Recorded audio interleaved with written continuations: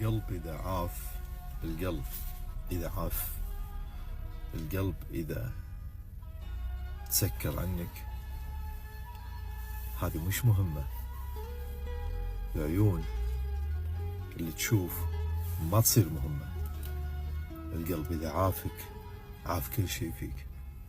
لا تقول أنا مهتم بنفسي، لا تقول أنا مشهور، لا تقول أنا جميل، لا تقول أنا والله شخصية، لا تقول أنا مركز ولا منصب. كل هذا مش مهم. القلب إذا تسكر عنك هذه تتسكر. والله لو كنت منه ما تنشاف.